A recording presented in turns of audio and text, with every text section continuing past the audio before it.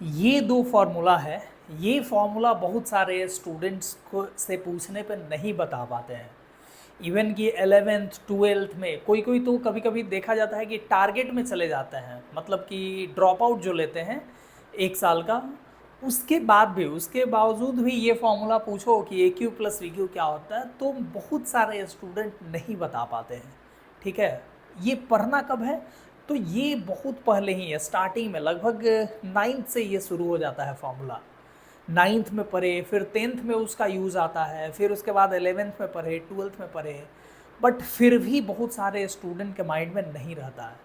तो अभी मैं एक ऐसा ट्रिक बताने जा रहा हूँ, इस फॉर्मूले को एक कहानी के द्वारा समझाने की कोशिश कर रहा हूँ, जिससे आप इस फॉर्मूले को मरते टाइम तक नहीं भूलेंगे, कभी नहीं भूलेंगे लगभग, अगर ये कहानी याद रहा तो। ठीक है, काफ़ी सुंदर सा कहानी है, आप डेली लाइफ में, अपने फाइनेंशियली लाइफ में आप यूज़ भी करते होगे उस कहानी को। ठीक है, तो देखते हैं। अच्छा, फॉर्मूला क्या होता है? फॉर्मूला मैथ की बात करें तो उसमें फॉर्मूला अगर आपको याद नहीं है तो फिर दिक्कत हो जाएगा, क्योंकि आजकल जो चल रहा है ये कंपटीशन का युग चल रहा है। इस कंपटीशन के युग में आपको कम टाइम में ज़्यादा स्कोर करना है, तो उसके लिए आपको फॉर्मूला याद होना चाहिए। ये जो फॉर्मूला है ये डिराइव किया जा सकता है, लेकिन अगर आप डिराइव करने चलोगे तो पता चलेगा कि आपका बहुत ज़्यादा टाइम उसमें बर्बाद हो जाएगा।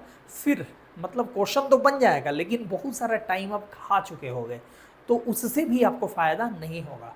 तो फॉर्मूला आपको याद होना ही चाहिए। तो चलिए हम लोग देखते हैं ये कहानी। देखो यहाँ पे ए क्यू प्लस बी क्यू चाहिए, तो आप सोचो ए और बी दो मित्र हैं, ए और बी दो मित्र हैं, ये दोनों साथ में बैंक में पैसा जमा करने जाते हैं। ए और बी साथ में, प्लस वाले के लिए साथ में जाते हैं बैंक में पैसा जमा करने, अपना पैसा को डबल करने। ठीक है, कोई भी पैसा जमा करता है तो जनरली देखता है कि डबल कब होता है, तो ये डबल करने जाते हैं ए और बी साथ में।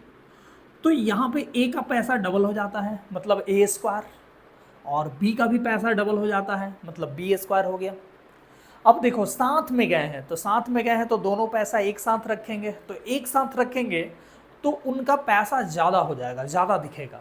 तो ज़्यादा दिखेगा तो दोनों को थोड़ा थोड़ा टैक्स देना पड़ेगा। ठीक है, ज़्यादा पैसे वाले को टैक्स देना पड़ता है, कम अगर आपके पास पैसा है तो आपको टैक्स माफ़ हो जाता है। ठीक है, तो अगर ज़्यादा इनका पैसा हो गया, साथ में गए हैं, तो टैक्स देना पड़ेगा, मतलब इनके पैसे से जो डबल हुआ है उससे माइनस हो जाएगा टैक्स, है ना। दोनों का टैक्स हो गया ए इंटू बी। ठीक है, तो ये हो गया A plus B into A square plus B square minus A B, मतलब दोनों साथ में पैसा जमा करने गए, ए का पैसा डबल हो गया, बी का भी पैसा डबल हो गया, और दोनों के पैसे से टैक्स कट गया। ठीक है, मतलब माइनस हो गया ए बी।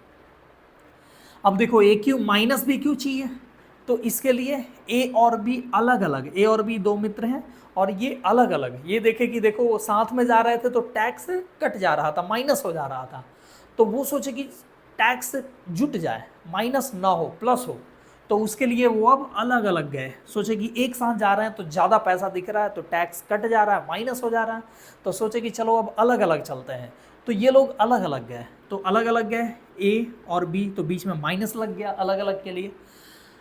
दोनों बैंक में पैसा जमा किया, ए का पैसा डबल हो गया, बी का भी पैसा डबल हो गया, मतलब ए स्क्वायर प्लस बी स्क्वायर, और इस बार दोनों अलग अलग गए थे तो इनका पैसा ज़्यादा अमाउंट में नहीं दिख रहा था, तो इसलिए इस बार इनको टैक्स माइनस नहीं हुआ बल्कि वो प्लस हो गया। ठीक है, ये हो गया प्लस ए बी, तो ये हो गया A minus B into A square plus B square plus A B.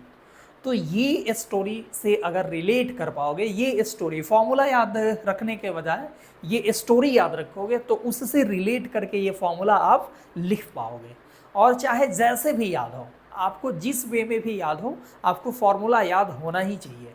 ठीक है, तो आप इस वे में याद रखें, चाहे अगर डायरेक्ट याद हो जा रहा है तब तो कोई दिक्कत ही नहीं है, आप डायरेक्ट याद रखो, लेकिन अगर आपसे डायरेक्ट याद नहीं हो रहा है तो आप ये सब चीज़ों के द्वारा फॉर्मूला किसी भी तरह से रिलेट करके आप फॉर्मूले को एक बार बस लिखने आना चाहिए, लिख दो, उसके बाद कोई भी क्वेश्चन बन जाएगा।